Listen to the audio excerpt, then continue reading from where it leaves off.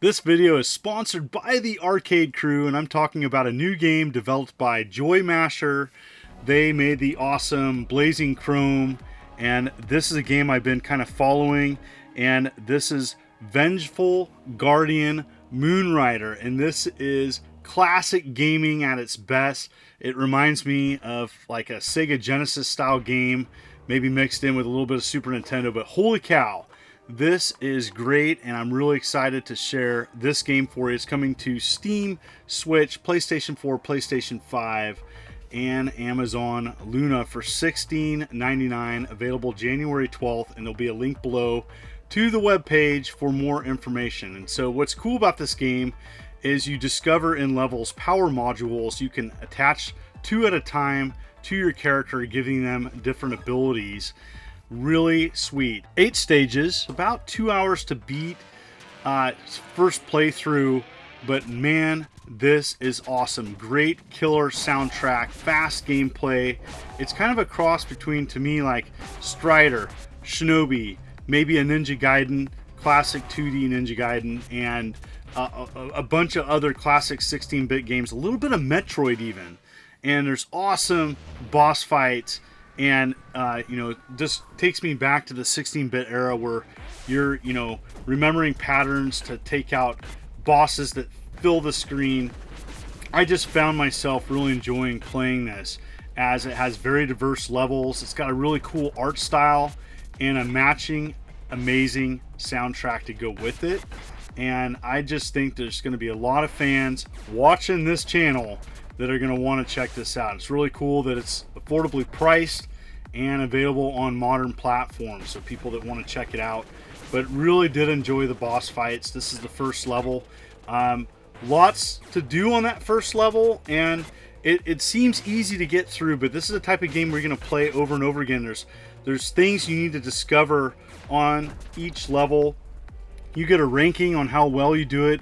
I later on get armor attached, and that power-up module, then you only can get a ranking of B passing a level, but there's varied enemies on each stage and a very challenging game. So this is classic gaming difficulty, and it doesn't hold your hand. You have to be familiar with these classic games, but if you are in for a treat. I absolutely love the art style, the level design, the different enemies. It was tough though. But once I found the armor power-up, that made life easier, and you find that early on in the game. I think this is going to be a game enjoyed by speedrunners. Lots of hidden secrets and branching paths in the levels. A lot of cool things you can discover. You can try to get through as quickly as possible, or you can go slow, as how I tried to do it, and trying to find hidden secrets, which there are many. And it took me several playthroughs to discover a few of the power-ups, as I'm going to show you later on in this video. Cool enemy boss here. Definitely an homage to Metroid. Holy cow, it was a cool nod, and I really enjoyed just all the nods to the 16-bit era, as I just really enjoyed playing this game and seeing the graphics, the stage layout. And each stage was very different. I really enjoyed what they did with this, as it was very reminiscent of, to me, like a Sega Genesis game. And I'm a huge Sega Genesis fan. I cover lots of Sega Genesis on my channel, but man, there were some really just cool aspects of what I played so far. And even though it's about 2 hours to beat, you're going to be playing this a lot more, as there's a lot of hidden secrets and stuff. So for people that want 100% something, you're going to play a lot more than that. And wow, just cool. This is a different stage here, and you're being tracked by an enemy, and it's cool. You got snipers and stuff.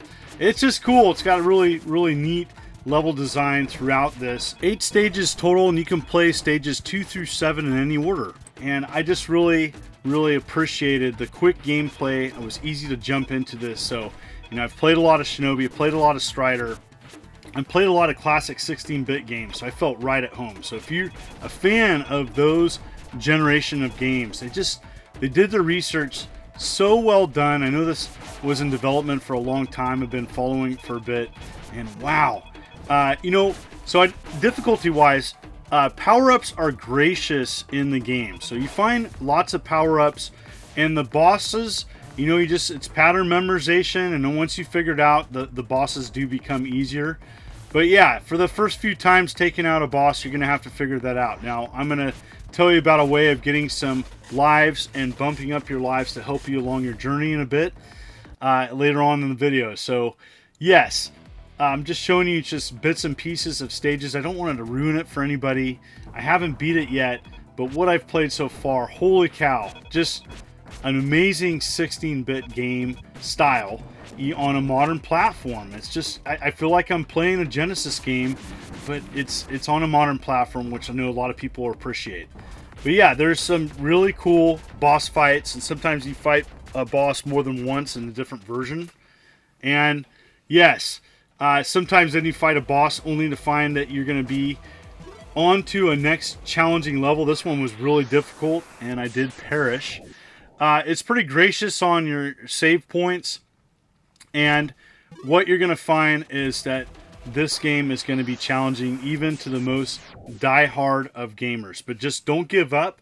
If you're into challenging side-scrolling action gameplay and you don't want to do a cutesy Mario's platformer, you want a more like mature theme, this is for you. Yes, it's great, and it had me keep coming back, and that's what I really like about it. I was chomping at the bit to continue this game because I was having so much fun. It is important to stack up lives in this game, and I'm going to show you how. And so yes, you are going to have to play through this and play through levels more than once.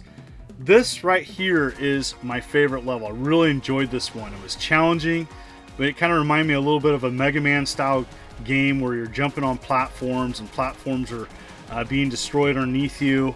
A little bit of Strider as well. It's definitely an homage to many different classic 16-bit games. There's got to be like 4 or 5 nods to big classic 16-bit games in this game.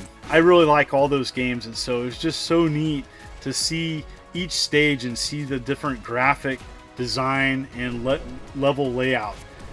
Pretty challenging though, for sure.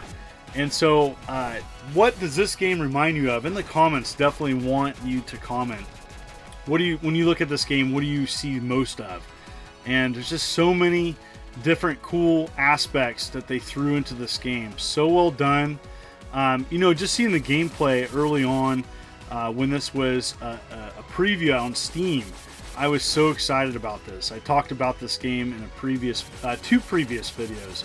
I did a video with my good buddy Jay from Square Pegs, and that's where I first talked about it.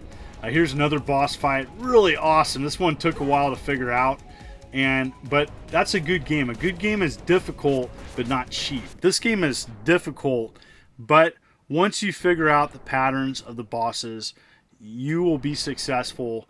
And I just found myself keep coming back, even though I didn't get a high ranking on this stage. It was really rewarding to beat a boss, especially if you were playing a boss over and over again like this one.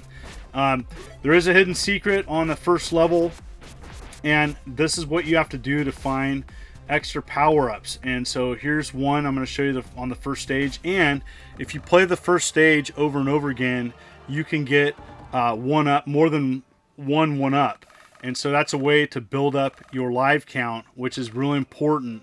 And so you equip these power-ups, these chips, and you have 2 slots. I have armor, and then I had an MP recharge, which is pretty awesome and very helpful in this game. So definitely recommend checking this out. This is available January 12th for $16.99, again, for PlayStation 4, PlayStation 5, Steam, Switch, and Amazon Luna, and I think that's an amazing price. It is digital only at this point. I don't know if they're going to make a physical version, but rest assured, if they do, I will let you know about it. But man, there's going to be a lot of people excited about playing this, as to me, this is where it's at. This is the type of game that I like to check out. This gets a thumbs up for me, and what do you think? In the comments below, are you looking forward to playing this? Are you excited about this release? And as always, thank you for checking out my channel. I talk about a lot of modern and retro gaming. And if you like what you see, consider hitting that like and subscribe button and clicking the bell as I'm uploading videos every week. You folks are wonderful and beautiful. This is the Immortal John Hancock, and you have a good day.